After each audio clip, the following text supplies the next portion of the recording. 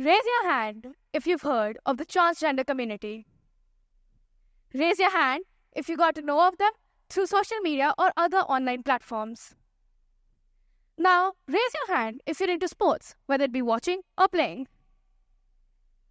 Over the past few years, social media platforms have helped raise awareness about the LGBTQIA++ community. This community includes several different genders, 74 to be exact. And out of these 74 genders, there's a particularly controversial one called transgenders. Transgenders have sparked millions of debates across all social media and public platforms. And a particular topic that has caught my mind has been, should they be allowed to participate in sports under the gender category that they identify as?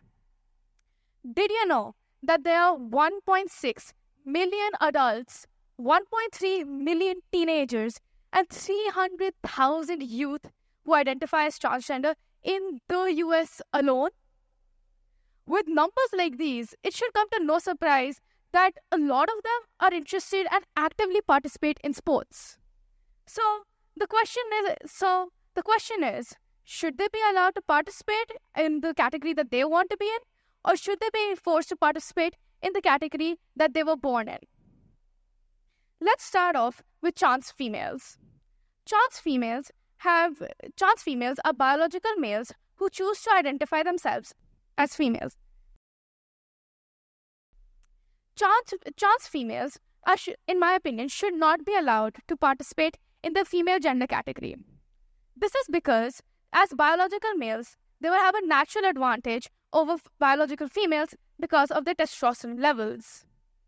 Testosterone is a chemical which helps increase strength and height. And in males, testosterone starts shooting up at the age of 13. It is no secret that a lot of sports require a lot of physical strength. And according to reports from the BBC, it has been proven scientifically that on average, males are bigger and stronger than females, possessing 10 kgs more skeletal mass, 40% more upper body strength, and 33% low body strength. With numbers like these, you have to think, is it really fair for any biological female to go up against people with numbers like these? In my opinion, it's not. Take, for example, Lia Thomas. She was the first openly transgender female to participate in a World Aquatics competition. She participated in NCAA the National Championship Division 1 and won gold in the 500-yard freestyle. This is before she was barred. She was barred because World Aquatics is dedicated to fostering an environment that promotes fairness and equal opportunities for all genders. They understood that Lia Thomas had an advantage of both height and physical strength over her female competitors, and both of these are required immensely in swimming. So they decided to ban Lia Thomas from participating in any other future female World Aquatics competitions. Now, let's move on to trans men. Trans men are biological females who choose to identify themselves as males. In my opinion, I think it's okay for trans men to participate in the male gender category. This is because, as I mentioned earlier, females do have naturally less testosterone level than males. And though it would be difficult to reach the same level of physical strength as males, it would not be impossible. In fact, approximates suggest that it would take a female 73% more effort to reach the same level as men in physical strength. 73%. But anyone with the right amount of determination and resilience can achieve this. Though, if you think about it, they will be at a disadvantage because we don't know what the other athletes would be training in, and we don't know what would their training routine be. Hence, though they would be at a disadvantage, I think it's okay for trans men to participate in the male gender category. Now, let's address the elephant in the room. What should we do to let transgenders participate in sports but not make it unfair for any other genders? Well, for this, two solutions exist. One for trans men and one for trans women.